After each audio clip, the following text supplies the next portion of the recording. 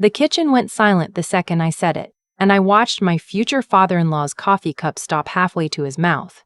He'd been talking for almost 20 minutes by then, leaning back in his chair at the head of the table like a man who'd earned the right to lecture anyone who sat at it. His name was Wendell, and he had spent 31 years building one of the most respected commercial construction firms in the Pacific Northwest. He was proud of that. He had every right to be. But somewhere along the way, the pride had calcified into something harder, and tonight that something was pointed straight at me. The trouble with people your age, he'd been saying, swirling his cup, is you think a degree makes you an engineer. You think you can sit in front of a computer and run numbers, and that's the same as 40 years of knowing what a building wants to do. He glanced at his son, my fiancé, looking for backup. I've watched kids walk onto my sites with their fancy diplomas and nearly get themselves killed because they didn't respect the work. And then, very calmly, because I had learned a long time ago that calm is the only thing that ever survives a room like that, I set down my fork and said, "Wendell, I understand the work better than you might think. I'm the structural engineer of record on the Harbor Line Tower, the one your crews start framing on Monday." For a second, nobody moved. The clock above the stove kept ticking. My fiancé's mother set down the gravy boat very slowly, like it had suddenly become fragile. And Wendell's face, ruddy and confident a moment before, went the gray of wet cement. But to understand how a Sunday dinner in a tidy ranch house outside Tacoma turned into the most uncomfortable 2 hours of Wendell's year, I have to back up. Not far. Just a few weeks. My name is Corinne. I'm 29 years old, and at the time of that dinner, I had been a licensed professional engineer for almost 4 years, which is fast, though I'd worked myself half to ruin to get there. I grew up in Spokane, the daughter of a woman who cleaned office buildings at night, and a father who left when I was 6, and I learned early that nobody was going to hand me anything. I put myself through Washington State on scholarships and student loans I was still paying down, and I got hired by a structural firm in Seattle that everyone in the industry knew by reputation. 18 months before that dinner, my firm had won the contract to design the Harbor Line Tower, a 40-story mixed-use building on the Tacoma waterfront, and through a combination of long nights and people quitting above me, I had ended up as the engineer of record. That's the person who signs the drawings, the person whose license and whose name is on the line if anything ever goes wrong. It is not a small thing.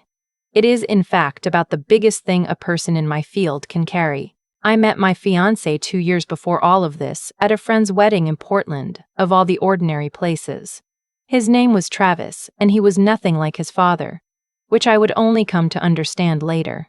He worked in commercial real estate, the financing side. And he was gentle in a way that took me a while to trust because I wasn't used to it. He listened more than he talked. He remembered things I'd mentioned once in passing. The first time I stayed over at his apartment, he bought the specific brand of tea I'd said I liked, and I remember standing in his kitchen holding that box and feeling something loosen in my chest that had been clenched for most of my life. Travis knew exactly what I did. He knew my title, my projects, the weight I carried. We just didn't talk about it much when we were together, because being with him was the one place in my life where I didn't have to be the engineer of record. I could just be Corinne, who liked bad reality television and burned toast and cried at dog commercials. That was a gift, and I held on to it. About 3 weeks before the dinner, Travis came over to my apartment on a Thursday night with takeout and that particular nervous energy he got when he was working up to something. We ate cartons of pad thai on my living room floor because I still hadn't bought a proper table, and halfway through he cleared his throat and said, "My parents want to have us over for dinner." "Okay," I said. "Sounds nice." He didn't quite look at me. There's something I should probably tell you first. In my experience, that sentence is never followed by good news. I put down my fork. "My dad," Travis said, "is a great guy. Mostly. But he searched for the word. He's old school. He built his company from nothing, and he's proud of it, and he has some pretty strong opinions about, the trades, the industry." "That's fine," I said. "I work with men like your dad every day." "It's a little more than that." Travis rubbed the back of his neck, a thing he did when he was uncomfortable. "He's got this whole thing about engineers. He thinks they're, in his words, kids with calculators who get in the way of real builders. And he's got," here he winced, "he's got some old-fashioned ideas about women in the trades, too. He'll never say it outright, but it's there. I waited. After a decade of being the only woman in a lot of rooms, this wasn't new terrain. And there's one more thing, Travis said, and now he really couldn't look at me. He doesn't actually know what you do. I raised an eyebrow, meaning when he asked a while back. I told him you worked in, project coordination, sort of an admin role. On the design side, I stared at him. You told your father I was a secretary. I told him you worked in coordination, Travis said weakly. Which is, technically, for how long? He had the decency to look ashamed. About a year and a half, Travis. I set the carton down entirely. Why on earth would you do that? He exhaled and ran both hands down his face. Because I knew the second I told him you were an engineer, a senior one, on a tower he probably wants his company to bid on. It would stop being about you. It would become about him and his opinions, and whether he could trust some young woman with a project that size. I wanted him to meet you. Just you. Before all of that got in the way. He looked at me miserable. It was stupid. I know it was stupid. I've been trying to figure out how to walk it back for months, and I just kept making it worse. And the maddening thing was, I understood. I'd spent my whole career being introduced rank first, resume first, as a list of credentials before I was ever a person. The idea of walking into a room and just being Travis's girlfriend with no title attached was almost a relief. So I made a decision I'd second-guess later. Here's what we'll do, I said. I'll come to dinner. I won't lie about anything. If it comes up, it comes up. But I'm not going to walk in and announce my resume to prove a point. Let's just see who your father actually is. Travis looked at me like I'd handed him a stay of execution. You're sure? I've presented load calculations to a room full of skeptical contractors who wanted me to fail, I said. I think I can handle a roast chicken. What I didn't know was just how thoroughly Wendell would test that. The drive south from Seattle took about 40 minutes, gray Washington sky pressing low over the freeway. The sound flat and pewter-colored out the passenger window. Travis got quieter the closer we got. I put my hand on his knee. You're nervous, I said. A little. It's going to be fine. You don't know my dad. I know 100 versions of your dad, I said. And that was true. The house was a low brick rancher in a neighborhood of identical ones, with a pickup truck in the driveway and a flagpole in the front yard and flower beds so neat they looked drawn with a ruler. Travis's mother, Glenda, opened the door before we'd even reached the steps, a soft, round woman with anxious, kind eyes, who hugged me too hard and told me she'd heard so much about me, which I suspected wasn't true. The house smelled like roasting meat and lemon furniture polish.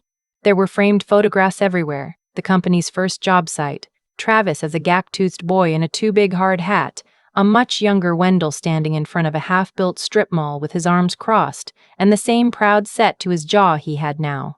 Wendell himself was in the living room, and he stood when we came in, and shook my hand exactly once, firmly, while looking at me in a way I'd been looked at 1,000 times.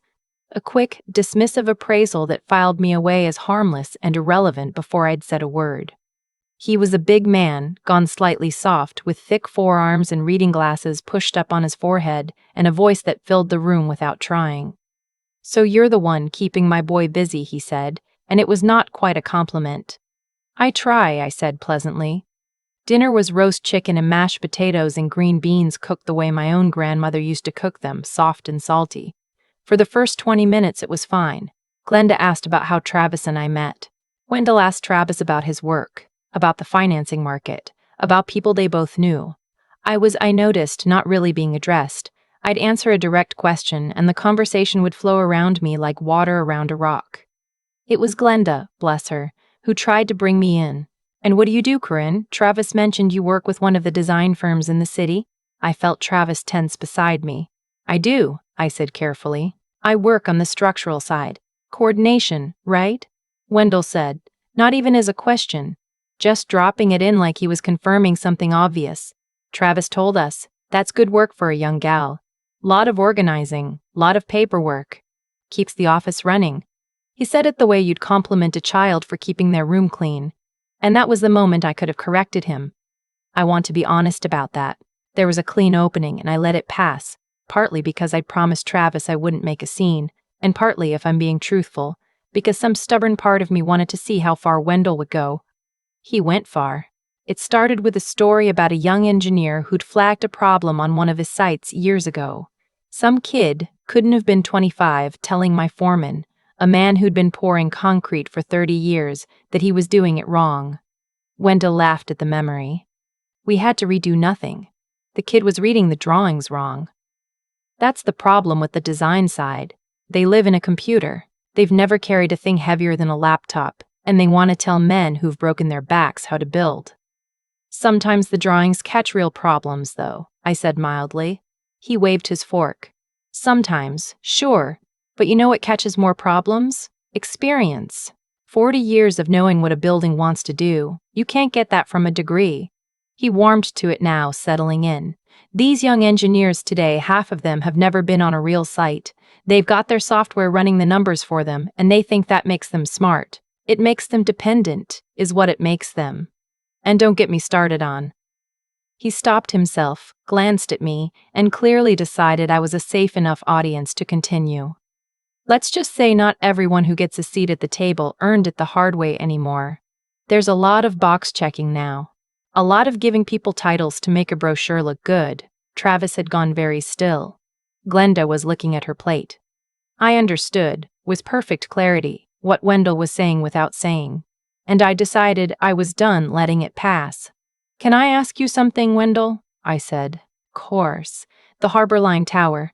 Your company's bidding on the framing package, isn't it? Travis mentioned it. Something flickered across his face. Surprised that I knew the name, a little wariness. We are. Biggest job we've ever gone after. 40 stories. My crew start Monday if the contract clears, which it will. A note of genuine pride there, underneath everything. This project mattered to him. It's a beautiful design, I said.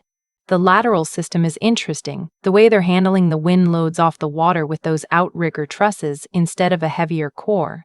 Saves a tremendous amount of weight. Cuts your foundation cost too, which I imagine helps the numbers on the bid. The table went quiet in a different way now. Wendell was looking at me like I'd started speaking a language he hadn't expected to come out of my mouth. He frowned. You've seen the drawings? Wendell, I said, and I set down my fork, and I made my voice as gentle as I could, because I genuinely did not want to humiliate this man in his own dining room. I drew them. I'm the engineer of record on Harbor Line. My name and my license are on every sheet your crews are going to be working from on Monday morning. I have watched a lot of faces receive a lot of news. I have never seen one change quite the way Wendell's did. The ready confidence drained out of it. His mouth opened and closed. He looked at his son, and Travis looked back at him steadily and didn't rescue him. That's, Wendell started. Coordination, Travis said. Travis told you that because he was afraid of exactly this conversation, I said. Not because of anything I asked him to do. He wanted you to meet me before you found out my title because he'd already heard how you talk about engineers. And women. He was trying to protect both of us, and I let him, and I'm sorry for that. Because it wasn't honest and you deserved the truth. The clock ticked. Glenda had a hand pressed to her mouth. Wendell set down his fork with the careful precision of a man trying very hard to hold himself together. How old are you? 29. And you're the... He couldn't quite say it. Engineer of record. Yes. He sat back. For a long moment he just stared at the middle of the table, and I watched something complicated move behind his eyes. Embarrassment, certainly, but underneath it something older and sadder. The dawning awareness of a man recalculating 30 years of certainty in real time. I expected anger. I braced for it. What I hadn't expected was the silence and how long it held, and how Wendell finally broke it, not with a defense but with a single quiet word. Well. He took off his reading glasses, folded them, set them down. I've made a fool of myself, haven't I? No, I said. Though we both knew it wasn't entirely true. I have. He rubbed his face with one big hand. I've been sitting here for an hour telling the engineer, who designed the biggest job of my life, that her whole profession is a bunch of kids with calculators. He let out a breath that was almost a laugh, except there was no humor in it. My foreman would love this. He's been telling me for years my mouth was gonna get me in trouble. Glenda reached over and put her hand on his arm. Travis finally spoke. Dad? No, let me sit in it. Wendell held up a hand. I earned it. He looked at me then, really looked. The dismissive appraisal from the front door gone entirely. Can I ask you something and you can tell me it's none of my business? Go ahead. How did 29-year-old end up signing the drawings on a 40-story tower? So I told him. Not all of it, not the part about my father leaving, not the loans I was still paying, but the part about the long nights and the people who'd quit above me and the way I'd had to be twice as sure of every calculation, because I knew that being young and being a woman meant any mistake would be the mistake. The one that proved the doubters right. I told him about standing in front of contractors who wanted me to fail and walking them through the math until they ran out of objections. He listened the way I'd never seen him listen all night, leaning forward, his dinner forgotten. When I finished, he was quiet for a while. Then he said, "My dad was a framer. Did Travis tell you that? Union man his whole life. He used to say the building doesn't care who's right, it only cares who's careful." He turned his glasses over in his hands. I think somewhere along the way I forgot the careful part, got to where I figured being right was about who'd put in the most years, like it was a seniority thing. He shook his head slowly. That's not what my dad meant at all. We didn't fix everything at that table. I want to be clear about that, because the stories people tell about these moments always wrap up too neatly and real life doesn't. There was still a stiffness when we said goodnight, an embarrassment hanging over Wendell that no apology could fully lift in one evening. But something had shifted and we both knew it. He walked us to the car. At the door, while Travis was hugging his mother, Wendell put out his hand to me again, and this time the handshake was different. Slower. He held on a beat longer than necessary. "Monday morning," he said. "My crew starts framing your building." "Our building," I said. "You're building it." I just drew it. Something eased in his face. "I'd like it if you came out to the site sometime. Walk it with me. I imagine you see things I don't, and..." He paused, and I could tell the next part cost him. "I imagine I might see a thing or two you don't either." "I'd like that," I said, and meant it. It took a few months. We started slow. I'd drive down to the site on Friday afternoons, and Wendell would meet me at the trailer with 2 coffees, and we'd walk the floors as they went up, one level at a time, all the way into the sky. He showed me things about how concrete actually got poured, the human realities behind the clean lines of my drawings, where a crew would struggle, where a connection that looked elegant on paper was murder, to assemble 40 stories up in the wind. And I showed him why certain things had to be the way they were, the forces moving invisibly through the bones of the building he was raising with his hands. He started calling me, half joking, half not, the boss. I started calling him by his first name without flinching. One Friday near the top, the building topped out, the last beam swinging up with a little American flag bolted to it the way ironworkers have done for 100 years. Wendell stood next to me at the edge with the whole gray sweep of the Sound spread out below us and the wind pulling at our jackets. "I owe you something," he said, not looking at me, looking out at the water. I never properly said it. "That night at dinner, I was a horse's ass to you, and you could have taken me apart in front of my own family, and you didn't. You gave me a way to climb down. You'd have done the same," I said. "No," he said, "I wouldn't have. That's the thing. I'd have dug in. I'd have been too proud." He finally turned to look at me, this big proud man who'd built things out of nothing his entire life. My boy found himself a better person than his old man. I'm glad he had the sense to see it. Even if he did lie to me for a year and a half. "He was scared of you," I said gently. "Yeah." Wendell looked back out at the building rising under our feet. "He shouldn't have had to be. That one's on me, too." Travis and I got married the following spring. Wendell gave a toast at the reception, and partway through he set down his notes and just talked. And he told the whole room the story of the dinner. Every embarrassing word of it, his lecture and my quiet correction and his face going gray. And he told it on himself, laughing, with his arm around my shoulders. "I spent 30 years," he said, "thinking I knew what a builder looked like. Turns out I'd been picturing the wrong thing the whole time.